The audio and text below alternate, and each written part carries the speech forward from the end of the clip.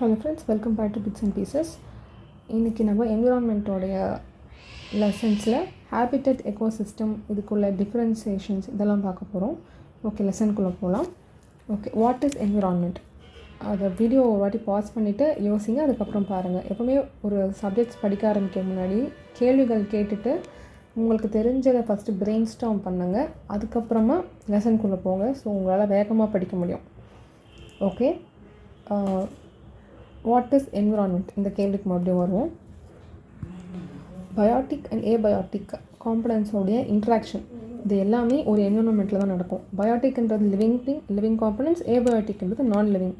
For example, biotic flora, fauna அது எல்லாமே சொல்லலாம். நான் லிவிங்க்கு ஏபயோட்டிக்கு என்ன சொல்லலாம்னா கிளைமேட்டு, வெதரு, இதுக்கு நடுவில் நடக்கிற இன்ட்ராக்ஷன். ஸோ ஒரு ஹேபிட்டட்டில், ஒரு எக்கோசிஸ்டமில் இது ரெண்டுத்துக்கும் உள்ள இன்ட்ராக்ஷன் எப்படியெல்லாம் ஒரு ரோல் ப்ளே பண்ணுது, இது எல்லாமே கம்ப்ரைஸ் ஆனது தான் என்விரான்மெண்ட்டு. ஓகே, இப்போது என்விரான்மெண்ட்டில் ஒரு பார்ட் ஹேபிட்டட்ன்றது என்னென்னா ஃபிசிக்கல் என்விரான்மெண்ட்டுன்னு சொல்லலாம். இங்கே தான் ஒரு ஆர்கானிசம் வாழ்கிறதுக்கே அதை சூஸ் பண்ணிக்கிற ஒரு பிளேஸ். இப்போ நம்ம ஹியூமன்ஸ்க்கு ஹேபிட்டட்னு பார்த்தா நம்மளோட வீடு. அதே மாதிரி ஆர்கானிசம் லைக் அனிமல்ஸ் இது எல்லாத்துக்குமே ஒவ்வொரு பிளேஸ். ஜங்கிள், இப்போது லயன்லாம் ஜங்கிள் ஃபாரஸ்ட்டில் தான் வாழுதுன்னு சொல்கிறோம். ஸோ அதே மாதிரி aquatic habitat like fish, crab, frock இது எல்லாமே அக்வாட்டிக் ஹேபிட்டட்னு சொல்கிறோம். ஸோ ஒவ்வொரு ஆர்கானிசம்ஸ்க்கு ஏற்ற மாதிரி அதோட ஹேபிட்டட் சேஞ்ச் ஆகும். ஒரு ஆர்கானிசம்க்கு ஒரு ஹேபிட்டட் தானு கேட்டால் கிடையாது. ஒரு ஹேபிட்டட்டை மோர் தேன் ஒன் ஆர்கானிசமும் வாழலாம். ஃபார் எக்ஸாம்பிள் தான் இந்த aquatic habitat, fish, frock, crab எல்லாமே ஒரே இடத்துல தான் இருக்குது. இப்போது ஹேபிட்டட்டுக்கும் என்விரான்மெண்ட்டுக்கும் உள்ள டிஃப்ரென்ஸ் என்னங்கிறத பார்ப்போம். ஹேபிட்டட்னால் என்னென்னா வாழ்கிறது. ஒரு ஹேபிட்டட்டில் ஒரு வாழ்க்கை வாழ்கிறதுக்கான ஒரு ஸ்பேஸ் அப்படிங்கிறத ஹேபிட்டட்டுன்னு சொல்லலாம். என்விரான்மெண்ட்டுங்கிறது அதில் ஹேபிட்டட்டும் ஒரு காம்பனண்ட்டை தவிர்த்து அதுதான் வாழ்க்கை, அதுதான் லைஃப் கொடுக்குது அப்படின்னு கேட்டால் கிடையாது.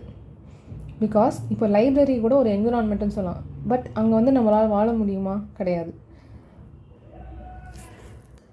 ஸோ ஒவ்வொரு பிளேஸும், ஹாஸ்பிட்டல் கூட ஒரு என்விரான்மெண்ட் சொல்லலாம்.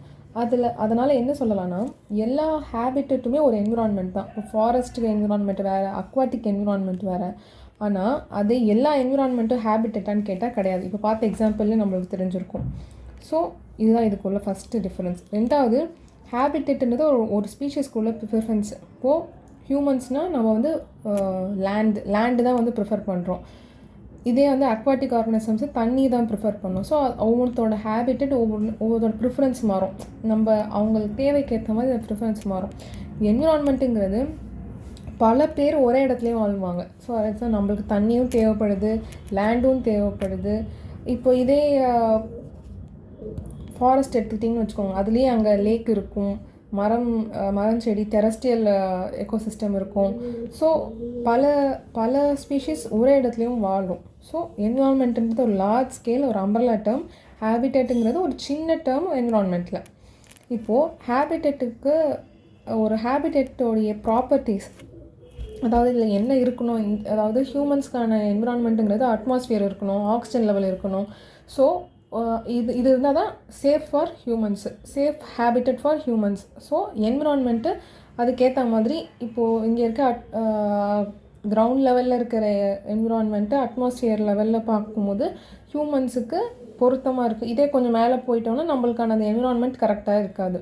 ஸோ ஒரு ஹேபிட்டட்டோட ப்ராப்பர்ட்டிஸே அந்த என்விரான்மெண்ட் தான் டிசைட் பண்ணும். அப்போ இதே ஹேபிட்டட் என்விரான்மெண்ட் டிசைட் பண்ணுமா அப்படின்னு கேட்டால் கிடையாது.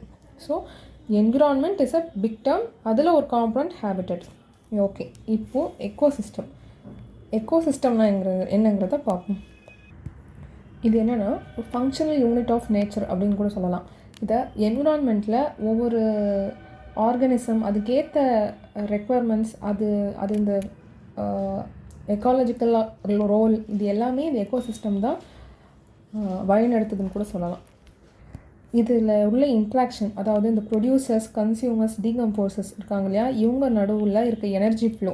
அதாவது ப்ரொடியூசர்ஸ் தான் நெக்ஸ்ட்டு உள்ள கன்சியூமர்ஸ்க்கு எனர்ஜி தருவாங்க. அதாவது பிளான்ட்டை சாப்பிட்ற அனிமலுக்கு எனர்ஜி ட்ரான்ஸ்ஃபர், அப்புறம் அந்த அனிமலை சாப்பிட்ற இன்னொரு ப்ரிடேட்டருக்கு எனர்ஜி ட்ரான்ஸ்ஃபர் ஆகுது. ஃபைனலாக இந்த அனிமல் டெட் ஆகிடுதா, ஸோ அது டீகம்போஸ் ஆகுது. டீகம்போஸ்ட் அந்த ஃபங்கை பாக்டீரியாலாம் இருக்குது இல்லையா, இதெல்லாம் வந்து அதை டீகம்போஸ் பண்ணி திரும்பி ஹியூமஸாக கொடுக்குது. ஸோ இதுக்குள்ளே உள்ள இன்ட்ராக்ஷன் இது எல்லாமே எக்கோசிஸ்டமில் உள்ள காம்பனன்ட்ஸ் தான். ஃபார் எக்ஸாம்பிள் இப்போது ஒரு ஸ்பெசிஃபிக் பார்ட், இப்போ ப்ரொடியூசரில் பிரச்சனை, அதாவது க்ரீன் பிளான்ட்ஸில் பற்றாக்குறை ஆகிடுச்சுன்னா உடனே இமிடியட் லெவலில் இருக்கிற கன்சியூமர்ஸ்க்கு உடனே அதோட இம்பேக்ட் தெரியும். அது ஸ்டார்வேஷனில் இறந்து போகும். ஸோ அந்த கன்சியூமர்ஸோடைய டென்சிட்டி குறைஞ்சதுன்னா உடனே டீகம்போசஸில் அதுக்கு மேலே இருக்க அந்த ப்ரிடேட்டருடைய நியூட்ரிஷன் லெவலில் பிரச்சனை நடக்கும். ஸோ ஒரு பார்ட்டில் டேமேஜ் ஆச்சுன்னா எல்லாத்துலேயும் அதோட இம்பேக்ட் இருக்கும். ஒரு ஸ்பீஷீஸ்க்கும் அதுக்கோட எக்கோசிஸ்டம்ன்றது ரொம்ப முக்கியமான role. For example aquatic ecosystem, இது இப்போ புரியுதுங்களா? பாண்டு, லேக்கு இதெல்லாமே அக்வாட்டிக் எக்கோசிஸ்டம். இதில் இப்போ லேக்கில் ஒரு சின்ன பிரச்சனை, தண்ணி வந்து நம்மளுக்கு யூஸ் பண்ணுற மாதிரி இல்லை அப்படின்னும் போது, யூஸ் பண்ணுறதோட எடிபிளாக இல்லை, அதாவது அந்த தண்ணியில் இந்த கலப்படம், இந்த சாயம்லாம் வருது. ஸோ இந்த ஃபோம்லாம் வரா மாதிரி நீங்கள் நியூஸில் பார்த்துருப்பீங்க. ஸோ அந்த டேமேஜ் ஆகுது அதோடைய அந்த எக்கோசிஸ்டம். இமீடியட்டாக அது என்ன ஆகுது, ஃபிஷ்ஷு, அப்புறம் அந்த ஃபிஷ்ஷை சாப்பிட்ற மற்ற அந்த பெலிக்கன்னு இந்த மாதிரி இருக்கிறதுக்கு எல்லாத்துக்கும் பிரச்சனை. ஸோ இமீடியட்டாக இது ஒரு detrimental effect. Okay, classification of ecosystem. Natural, மேன்மேடுன்னு 2 விதமாக பிரிக்கலாங்க. நேச்சுரல்னால் டெரஸ்ட்ரியல், அக்வாட்டிக். டெரஸ்ட்ரியலில் ஃபாரஸ்ட்டு, கிராஸ்லேண்ட், டெசர்ட்னு சொல்லி அதுக்குள்ளே இருக்க கிளைமேட்டிக் கண்டிஷன்ஸ்க்கு ஏற்ற மாதிரி பிரிக்கலாம். அக்வாட்டிக்கில் fresh water, marine, brackish. Salinity லெவலில் ஏற்ற மாதிரி இங்கே பிரிக்க முடியும். ஃப்ரெஷ் வாட்டரில் ரன்னிங், ஸ்டாண்டிங் வாட்டர், இதுக்குள்ளேயே அதனுடைய ஸ்பெசிஃபிகேஷன்ஸ் டிஃபர் ஆகும். பிராக்ஃபிஷில் மேங்க்ரோவ், வெட்லேண்டு. ஸோ மேன்மேடுன்னு பார்த்திங்கன்னா ஆர்டிஃபிஷியலாக மேக் பண்ணது, அதாவது கார்டன், கிராப்லேண்ட், அக்வாரியம், இதெல்லாம் மேன்மேட் எக்கோசிஸ்டம். ஓகே, இதை பற்றி என்னன்றதை நம்ம டீட்டெயிலாக மீதி உள்ள லெசன்ஸில் பார்ப்போம். இப்போது நம்ம மேலே எக்காலஜி, எக்கோசிஸ்டம், என்விரான்மெண்ட், ஹேபிட்டட் இதெல்லாம் பார்த்தோம். அதுக்குள்ளே இருக்க சிமிலர் மைனர் டிஃப்ரென்ஸ் என்னங்கிறத இப்போ பார்க்கலாம். Okay, ecology. First ecosystem, environment, ஹேபிட்டட்டுக்குள்ளே டிஃப்ரென்ஸ் பார்ப்போம். எக்கோசிஸ்டம் இப்போ தான் பார்த்தோம், இதுதான் என்விரான்மெண்ட்டில் இருக்க ஒரு ஃபங்க்ஷனல் யூனிட்டே. ஃபார் எக்ஸாம்பிள் இந்த அக்வாட்டிக்கில் இந்த ப்ரொடியூசர்ஸ் பார்த்திங்கன்னா இந்த பிளான்ட்டு, ஃபைட்டோ பிளான்டன் இருக்கும், அதை சாப்பிட்ற இந்த ஜூ பிளான்டன் இருக்கும், அதை அந்த ஃபிஷ் சாப்பிடும். ஸோ இதெல்லாமே ஒவ்வொரு காம்பனண்ட்டு. இதுக்குள்ளே இருக்கிற இன்ட்ராக்ஷன், ப்ரொடியூசர், டீகம்போசர், அப்புறம் ப்ரிடேட்டர், டாப் கன்சியூமர்ஸ் வருவாங்க, அப்புறம் ஃபைனல் டீகம்போசர்ஸ் வருவாங்க. இதுக்குள்ளே இருக்க எனர்ஜி ஃப்ளோ, இது எல்லாமே இந்த எக்கோசிஸ்டம் தான் ஃபங்க்ஷனே பண்ணுது. இந்த லிவிங் ஆர்கனிசம்குள்ளே இருக்க interaction happens in the ecosystem. It is the main functional unit. Okay, என்விரான்மெண்ட்டுங்கிறது பல எக்கோசிஸ்டம் சேர்த்துது. நம்ம மேலே பார்த்தோம் அக்வாட்டிக், டெரஸ்ட்ரியல். ஸோ ஒரு என்விரான்மெண்ட்டில் நிறைய ஸ்பீஷீஸ் இருக்கும், நிறைய எக்கோசிஸ்டமும் இருக்கும். ஒரு எக்கோசிஸ்டமில் இருக்கிறது தான் ஹேபிட்டட். இப்போது இது 3த்துக்கு உள்ள இன்ட்ராக்ஷனை படிக்கிறது ப்ளஸ் அந்த என்விரான்மெண்ட்டுக்கு இது எப்படி கான்ட்ரிபியூட் பண்ணுறதுங்கிறது ஸ்டடி தான் எக்காலஜி.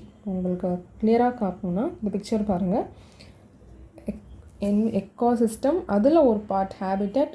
ஸோ பல எக்கோசிஸ்டம் சேர்ந்தது என்விரான்மெண்ட். இது எல்லாத்தோட இன்ட்ராக்ஷன், அதோட சரௌண்டிங், இதெல்லாம் சேர்த்து படிக்கிறது தான் எக்காலஜி.